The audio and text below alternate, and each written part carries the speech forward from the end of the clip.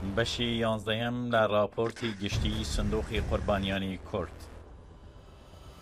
سەرۆکی حکوومەتی هەرێمی کوردستان مەسرور بارزانی کە تۆمەتبارێکی سەرەکی دۆسیەی سندوقی قوربانیانی کوردە وەک خاوەن مافی نیشتەجێبوونی هەمێشەیی لە وڵاتە یەکگرتووەکان و خوێندکاری پێشووی زانکۆیەکی ئەمریکی زۆر باش ئەمە دەزانێت کە ئازادی ڕادەربرین یەکێکە لە ئازادیە بنەرەتیەکانی ئەو وڵاتە و لە دستوری نیشتیمانیدا چەسپاوە. لە ڕاستیدا ئەو سوێندی پابەندبوون بە دەستور و یاساکانی وڵاتە یەکگرتووەکانی ئەمریکای خواردووە. دۆسیەی سندوقی قوربانیانی کورد دژ بە حکوومەتی هەرێمی کوردستان مەسعود بارزانی، مەسرور بارزانی و وەیسی بارزانی و ئەندامانی بنەماڵەی بارزانی و ئەوانەی دەوروبەریان چەندین جارە ئەمە دەخاتە ڕوو کە مەسرور بارزانی و ڕێکخراوە تاوانکاریە نێودەوڵەتیەکەی بەردەوام سوکایەتی و ناپاکیان بەرامبەر بەو سوێندە کردووە. هەروەها دۆسیەکە پێشانی دادگاکانی ئەمریکا و کۆنگرێسی وڵاتە یەکگرتووەکان دەدات کە چۆن دامەزراوەی تاوانکاری بەردەوامی نێودەوڵەتی بارزانی پەیوەندی و پێکەوە بەستنێکی زۆری لەگەڵ سەختەکاران، بازرگانی مادەی هۆشبەرەکان و تیرۆریستاندا هەیە. بنەمایەکی تەمەن 250 ساڵ لە وڵاتە یەکگرتووەکاندا جێگیر کراوە کە هەراسانکردنی هەر کەسێک مایەی پەسەندکردن نییە. ڕەنگە لە کوردستان سەرۆک وەزیران مەسرور بارزانی هەست بەو دەسەڵات پێدانە بکات کە یاساکانی تایبەت بە تاوانکاری پەیماننامەکان و یاسای دەوڵەتان پێشێل بکات.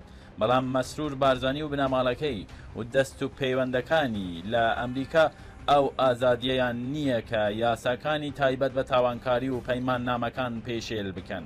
مەسرور بارزانی و تاوانکارە هاو پیلانگێریەکانی بە بنەماڵەکەیەوە هیچ دەڤەرێکی بێیاسا لە وڵاتە یەکگرتووەکان نابیننەوە، هەر وەک دیارەکە لە کوردستان هەیانە و بە خراپی دەسەڵاتی حکوومەت بەکاردێنن بۆ دەوڵەمەندکردنی خۆیان. مەسرور بارزانی و ئەندامانی بنەماڵەکەی و دەربارەکانی زۆر ئاسوودەم بەو خەیالە کە شایستەی مامەڵەکردنێکی تایبەتین و دەری دەخەن کە دۆسیەکەی ئەمریکا لە کۆڵیان دەبێتەوە، بەڵام خەیالیان خاوە و ئەوە بەدی نایەت.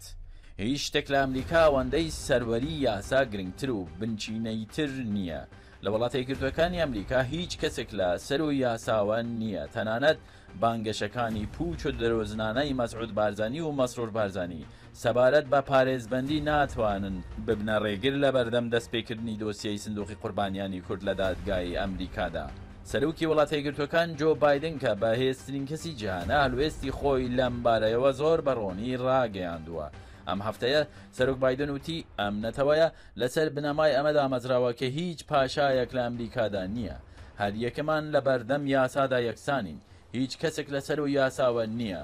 سندوقی قوربانیانی کورد بەردەوام کۆشکی سپی لەبارەی زانیاری نوێی دۆسیەکەوە ئاگدار دەکاتەوە.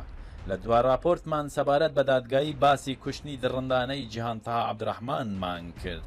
لەم راپۆرتەشدا باسی پەلاماردانی شاخەوان عەبدوڕەحمانی برای جیهان دەکەین کە هاوڵاتیەکی ئەمریکیە. مەسرور بارزانی سەرەتای ئەم ساڵ سەردانی واشنتن دیسی پایتەخت کرد، کاتێک شاخەوان ئەمەیزانی بە مەبەستی قسەکردن لەگەڵ مەسرور بارزانی سەبارەت بە کوشتنی جیهانی خوشکی ڕووی لەوێ کرد. شاخەوان یەکجار زۆر بیری جیهانی دەکرد و ئێش و ئازاری ئەوەی دەکێشا و خەم و خەفەتی ئەوەی دەخوارد کە نەیتوانی بە خوشکەکەی بپارێزێت. هاوکات بیری لەو ترس و ئازارە زۆرەی دەکردەوە کە بە دڵنیاییەوە لە کاتی ڕفاندن و ئەشکەنجەدان و ستاندنیدا بەرگەی گرتووە.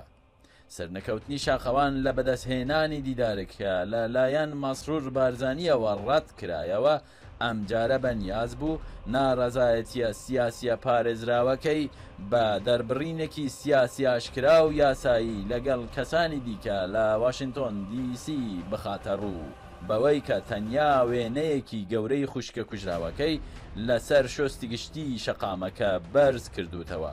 بە شێوەیەکی زارەکی و لە وتارێکی سیاسیدا خەفەت و تۆڕەیی خۆی دەربڕیوە و داوای لێپرسینەوە لە کەیسی خوشکەکەی کردووە کە مافێکە تاڕادەیەکی بەرفراوان لە دستوری وڵاتە یەکگرتووەکاندا دابین کراوە. دادوەر لەم کەیسەدا بڕیاری خۆی داوە کە وەستان لەسەر شۆستێک بۆ دەربڕینی بیرۆڕای سیاسی بە تەواوی یاساییە. کەچی بە پێچەوانەی مافی دەستوری و یاسایی ئەمریکای جێگیرکراو بۆ خۆپێشاندانی ئاشتیانە دژ بە ڕژێمی زۆردار و تاکڕەوی بارزانی لە کوردستان دەست و پەیوەندەکانی مەسرور بارزانی هێزی جەستەیی تۆندوتیژی و نایاساییان بەکارهێنا بۆ بربەستکردنی ئازادی ڕادەربڕینی شاخەوان. سەرسورهێنەرەکەی لەوەدایە کە بەکارهێنانی ئەم زەبرۆزەنگە تاوانکاریە تەنیا ڕێزە خانوویەک لە کۆشکی سپیوە دوورە. ئەمە بە پێی پاراستنی ئازادی مەدەنی لە وڵاتە یەکگرتووەکانی ئەمریکادا بە شتێکی ناڕەوا و ناپەسەند دادەنرێت کە شاندی بارزانی بە جارێک پشتگوێ خستووە. چاوەڕوانی لەو کەسانەی کە سەردانی کەنارەکانی ئەمریکا دەکەن ڕێز لە بەهاکانی ئەمریکا بگرن کە پەیوەندیدارن بە سەروەری یاسا و مافەکانی مرۆڤ و دیموکراسیەوە کە بڕی ئەمە شاندی بارزانی بە شێوەیەکی جەستەی هەوڵیاندا شاخەوان لە دەربڕینی بیر و بۆچۆنەکەی لە شوێنێکی گشتیدا بێدەنگ بکەن کە دەشێت لەلایەن بەرپرسانی حکوومەتی وڵاتە یەکگرتووەکان و دەستگاکانی ڕاگەاندنی ئەمریکیەوە لە شاری فیدرالی ئەمریکا ببینرێت و ببیسترێت.